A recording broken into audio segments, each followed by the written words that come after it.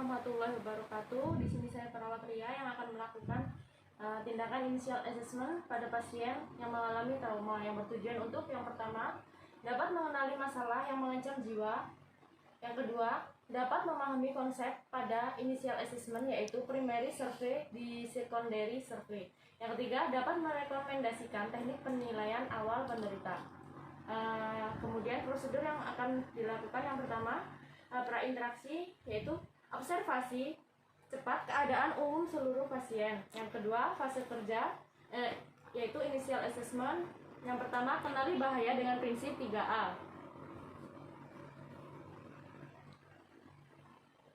Yang pertama, amankan diri yaitu perkenalkan diri dan memakai perlindungan diri seperti masker, handscoon.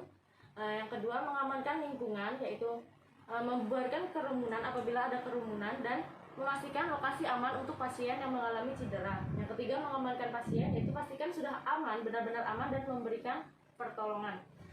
Kemudian terapkan prinsip respon yaitu memanggil ibu, bagaimana keadaannya bu, bagaimana bu keadaannya. Kemudian jika tidak ada respon, kita lakukan respon dengan sentuh yaitu menepuk punggung. Bu, menggoyang-goyangkan bahu jika curiga terdapat cedera pada tulang belakang. Bu. Kemudian respon nyeri yaitu cubit pundak atau tekan daerah sternum dengan jari tangan. Jika tidak ada respon, segera aktifkan EMS atau panggilan darurat. Kemudian terapkan prinsip shooting yaitu aktifkan respon emergency yaitu panggil ambulan atau polisi terdekat. D. Terapkan prinsip yang pertama A. Airway management yaitu look, listen, dan feel. Jika adanya tersumbat atau jalan napas terganggu, buka jalan napas dengan teknik finger sweep, head, stiff, lip, chin seperti ini. Kemudian jaw thrust, abdominal thrust, back blow, chest thrust. Kemudian lakukan penilaian apakah adanya fraktur servikal, obstruksi jalan nafas, yaitu seperti suara gurgling, snorkeling, stridor. Kemudian curiga adanya fraktur pada basis kranikal, data penunjang, dan buka jalan napas. Lakukan tindakan obstruksi. Jika jalan napas sudah baik, maka tindakan selanjutnya yaitu lakukan breathing. Terapkan prinsip breathing yaitu melakukan oksigenasi ventilasi untuk kemudian menghitung frekuensi pernapasan, mendengar suara gangguan pernapasan.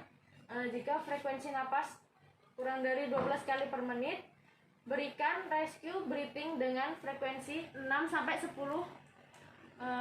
kali per menit.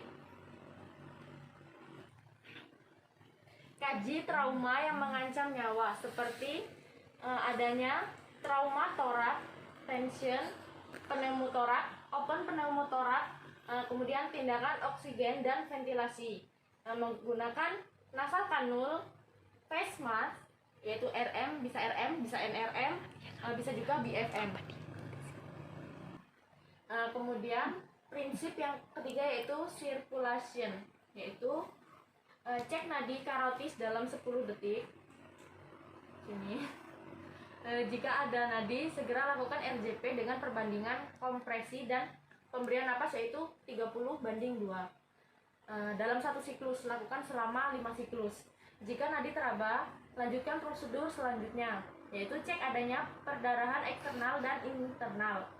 Jika terdapat perdarahan, lakukan kontrol perdarahan dengan metode rest, ease, compression, and elevation.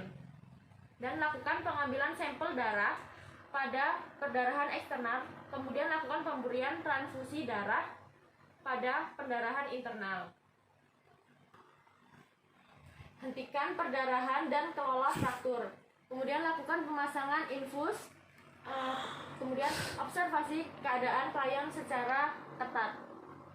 Yang selanjutnya yaitu prinsip yang keempat yaitu disability, yaitu lakukan penilaian GCS, kemudian lakukan pemeriksaan GCS, reaksi pupil, dan kekuatan otot motorik. Selanjutnya, lakukan penilaian awake. Kemudian V, respon bicara atau verbal. Bu, apa bu? Ibu namanya siapa bu? Oh ya. Kemudian respon nyeri, sakit nggak bu? Ya, dan tidak adanya respon. Kemudian E, exposure, yaitu gunting pakaian dan lihat apakah adanya jejas atau cedera yang mengancam atau menjadi sumber perdarahan. Cegah hipotermia dengan menggunakan selimut. Dan kemudian lakukan penilaian DOTS, yaitu deformitas, luka terbuka, nyeri tekan, kemudian odem atau bengkak. Kemudian melakukan pemasangan kateter urin. Pemasangan kateter urin harus dipertimbangkan, yaitu yang pertama mengambil sampel urin untuk pemeriksaan kateter. Jangan dipakai apabila ada dugaan reputre atau adanya darah di uretra, bagian dubur, prostat, letak tinggi atau tidak teraba. Kemudian lakukan pemasangan kateter lambung, yaitu kateter lambung dipakai untuk mengurangi distensi lambung dan mencegah adanya muntah. Dan kemudian kateter lambung harus dipasang melalui mulut dengan menggunakan NGT dalam rongga otak agar mencegah masuknya NGT. Kemudian setelah dilakukan, tindakan selanjutnya yaitu monitor EKG yang didasarkan pada ABC tadi. Kemudian melakukan yaitu fotoronsen, yaitu pemakaian fotoronsen harus selektif dan jangan mengganggu proses resusitasi. Pada penderita trauma tumpul harus dilakukan 3 foto rutin, yaitu cervical, thorax, dan pelvis. Kemudian melakukan pemeriksaan fisik. Yang pertama yaitu inspeksi, yaitu periksa seluruh bagian kepala dan wajah untuk memeriksa adanya laserasi, kontusi, fraktur, dan luka termal. Kemudian auskultasi pada bagian